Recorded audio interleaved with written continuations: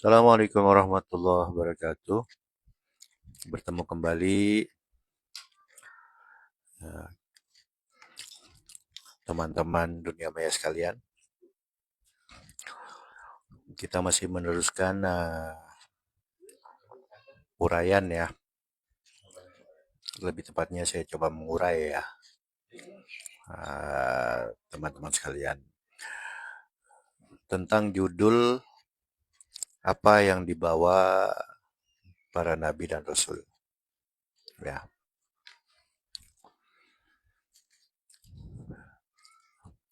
yang dibawa para nabi dan rasul adalah jalan keselamatan. Bahasa Arabnya Islam. Misalkan bahasa Ibraninya apa? Bahasa Inggrisnya apa? Bahasa bahasa Amerikanya apa? Bahasa Jawanya apa? Bahasa Sumateranya apa? Nggak tahu saya. Kalau bahasa Indonesia saya tahu. Artinya jalan keselamatan. Gitu. Ya guys ya. Nah, jalan keselamatan. Berarti ada jalan di situ. Namanya jalan harus ada titik awal berjalan dan titik akhir berjalan. Kalau udah sampai, ya kawan-kawan sekalian, awal dan akhir dari perjalanan. Nah, awal dari perjalanan para nabi dan rasul ini salah satu karakternya adalah berdakwah. Berdakwah itu menyampaikan apa yang disampaikan sesuai visi dan misi para nabi dan rasul, yaitu sesuai dengan dalil-dalil yang ada di Quran bahwa seluruh para nabi dan rasul itu diutus untuk menegakkan kalimat la ilaha illallah atau untuk menegakkan tauhid.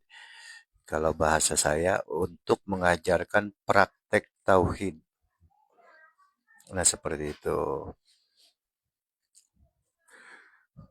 Ya, tegaknya tauhid itu buat siapa ya? Buat diawali diri kita dulu, kawan-kawan ya.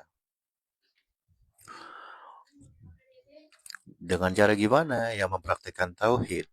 Nah, mempraktikkan tauhid itu tentu aja harus ada gurunya. Nggak bisa kita kalau tanpa guru. Nah, gurunya ini ternyata guru khusus, kawan-kawan sekalian.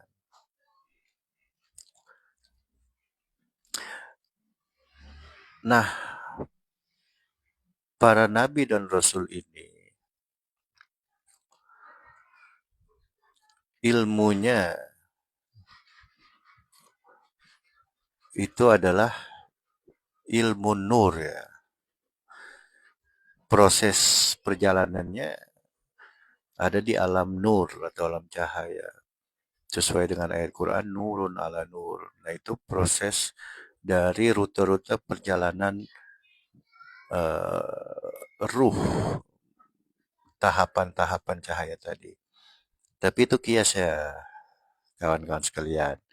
Bukan nur itu seperti cahaya lampu atau cahaya matahari. Tidak begitu ya. Tapi dari kegelapan menuju terang, dari tidak paham menuju paham, dari tidak paham menuju pencerahan, dari tidak sadar menuju sadar. Dan itu ternyata bertingkat-tingkat, berlapis-lapis. Seperti itu ya, kawan-kawan sekalian. Nah, yang pertama harus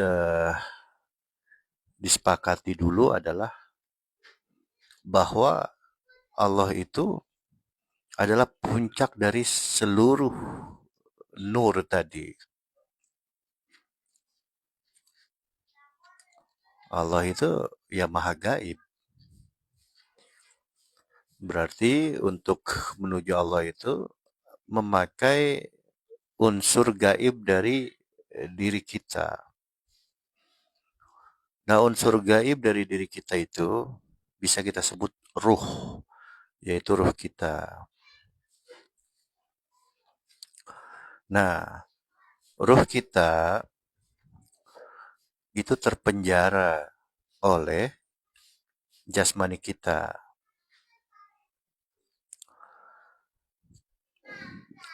juga oleh jiwa kita. Kita harus bisa melepaskan diri.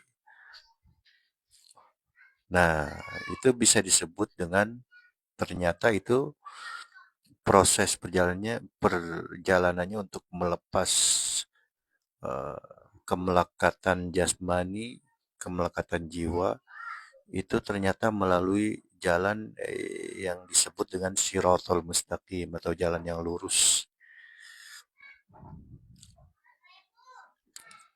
Nah, tahu ada di Quran millata Ibrahim Hanifa. Nah, agama atau millahnya Ibrahim alaihissalam. Nah, itu sebutan aja tuh. Seperti itu, titik-titik pos-posnya lah, gitu kurang lebihnya. Tapi intinya itu jalan yang lurus. Nah, maksudnya jalan yang lurus itu adalah jalan yang tidak ada keraguan sedikit pun di dalamnya. Menuju kepada Sang Maha Gaib. Ternyata yang dibawa para nabi dan rasul itu adalah itu. Seperti itu para kawan-kawan sekalian ya. Kawan-kawan sekalian, para kawan-kawan sekalian. Ya, disitulah terjadi praktek tauhid. Tentu aja itu berproses. Dari yang 100% kita tidak mengesahkan Allah, itu mulai kita mengesahkan Allah itu jika melalui proses tadi 10% kita mengesahkan Allah, 20% mengesahkan Allah, 30% mengesahkan Allah, terus sampai 100%. Nah, itu targetnya. Nah, kalau bahasa Qurannya itu disebut makom takwa ternyata tuh, kawan-kawan sekalian. Sesudah 100% ya, sampai kepada tujuan yaitu adalah Sang Maha Gaib, Allah Subhanahu wa taala atau Tuhan yang Maha Esa. Seperti itu ya, kawan-kawan sekalian. Jadi para nabi dan rasul diutus membawa itu.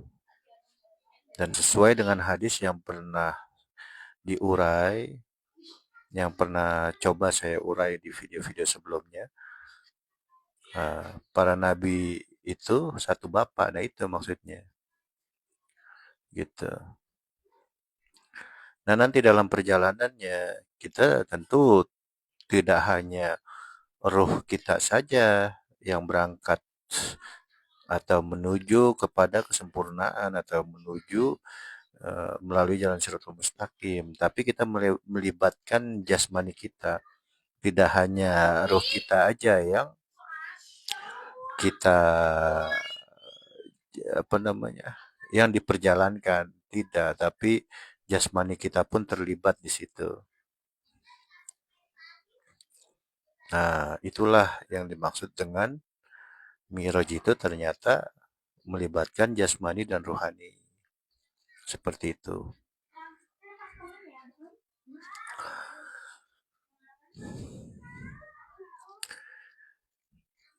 Menuju dari dunia, kan kalau Isra Miraj itu seperti itu ya, kawan-kawan sekalian ya. Dari alam dunia menuju sampai kepada arsy-Nya Allah Subhanahu wa taala, sampai berjumpa dengan Allah kan. Nabi Muhammad di Qurannya seperti itu ya. Ya. Nah, di surah Al-Isra ayat 1 tuh gambaran tentang perjalanan Isra Mi'raj ya. Subhanalladzi asra bi 'abdihi laila. Maha suci Allah yang memperjalankan hambanya pada suatu malam. Minal Masjidil Harami ilal Masjidil Aqsa. Dari Masjidil Haram kepada Masjidil Aqsa. Nah, itu dari kiblat yang sekarang kepada kiblat yang sebelumnya. Jadi ya seperti flashback lah, seperti itu. Alladzi barakna haulahu. Yang diberkahi di sekelilingnya. Ya, dengan proses-proses itu akan banyak terjadi kebaikan-kebaikan, nah, seperti itu. Alladzi barakna haulahu linuriyahu min ayatina, untuk kami perlihatkan uh, dari sebagian tanda-tanda kebesaran kami. Kami ya, Nabi Muhammad itu diperjalankan, nggak langsung Allah yang perjalankan, tapi ya kita tahu Nabi Muhammad itu untuk Isra Mi'raj ditemani malaikat Jibril, mengendarai buruk, ya seperti itu ya. Ya, innahu huwas samiul basir. Sesungguhnya Allah itu Maha mendengar dan Maha melihat. As-Sami Al-Basir. Ya, seperti itu.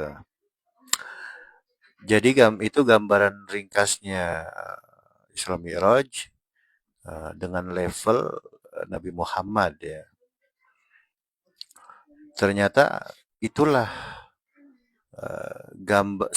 sekelumit gambaran dari praktek tauhidnya Nabi Muhammad. Bahkan sebelum terjadi itu sudah dipersiapkan dari jauh-jauh hari. Nah, seperti mana buktinya? Yaitu cerita Nabi Muhammad umur 7 tahun dibersihkan dadanya, dibelah dadanya, kemudian dibersihkan. Seperti itu ya. Kemudian terjadi lagi di umur berapa tuh saya lupa. Dibersihkan lagi dadanya. Itu maksudnya persiapan untuk memasuki alam-alam suci. Nah, seperti itu ya, kawan-kawan sekalian.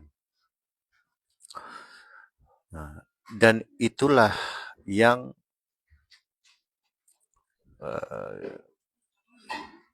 diajarkan dari visi misi para nabi itu ya seperti itu aslinya. Mengajak umat manusia untuk bisa mengesahkan Allah. Praktek tauhid. Ya, seperti itu. Nah, praktek tauhid itu bukan hanya jasmani saja atau bukan hanya rohani saja. Kalau jasmani saja maka akan terjebak kepada kefasikan ya kawan-kawan, atau rusak agamanya. Kemudian dan juga kalau praktek tauhid itu hanya dengan ruh saja, nah itu tidak bisa. Itu akan terjebak kepada status zindik. Zindik itu ya mengabaikan syariat, tapi masuk ke alam gaib. Nah, ya pada akhirnya masuk ke alam gaibnya ini ke alam gaib yang rendah. Sedangkan Allah itu maha tinggi. Berarti kita menuju ke arah yang tinggi. Gitu. Atau bahasa kerennya metafisika ultra. Nah, kalau gaib dimensi rendah itu metafisika yang infra, kawan-kawan sekalian. Seperti itu ya, kawan-kawan ya. Nah, menuju alam kesucian itu pada akhirnya kita meningkat kesadaran-kesadaran kita.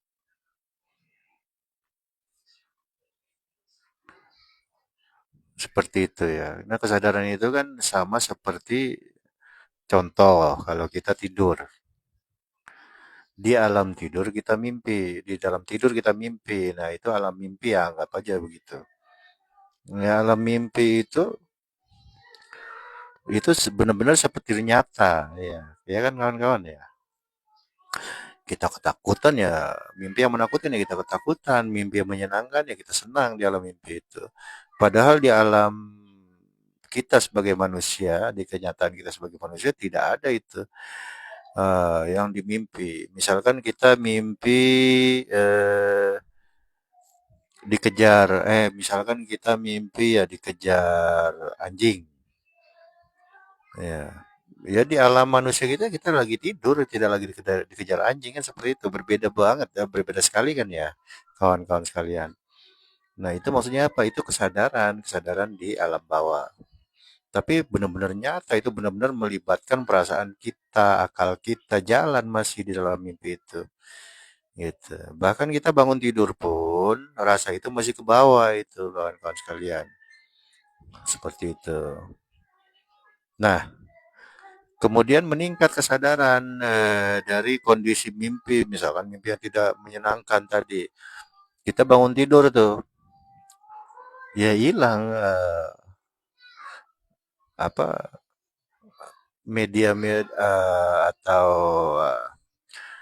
eh, esensi-esensi dari hal-hal yang menakutkan dalam mimpi itu hilang semua karena kita sudah bangun. Kan sederhana sekali ya, kawan-kawan sekalian ya. Mimpi dikejar anjing ya, begitu kita bangun anjingnya tidak ada. Kita lega gitu kan. Nah, itu naik kesadaran namanya. Nah, sedangkan menuju Allah Subhanahu wa taala naik lagi kepada kesadaran-kesadaran yang lebih tinggi. Kesadaran lapis satu, lapis 2, lapis 3, lapis 4 dan seterusnya. Sampai ke maha sadar yaitu Allah Subhanahu wa taala. Ya, kurang lebih seperti itu ya. Nah, kawan-kawan sekalian. Baik, untuk sementara segitu dulu. Terima kasih banyak. Mohon maaf apabila ada kekurangan-kekurangan dalam penyampaian. Semoga kita semua bisa menerima petunjuk dari Allah Subhanahu wa taala. Terima kasih. Ya. Ilahi anta maksudi wa ridha kamatlubi. Wassalamualaikum warahmatullahi wabarakatuh.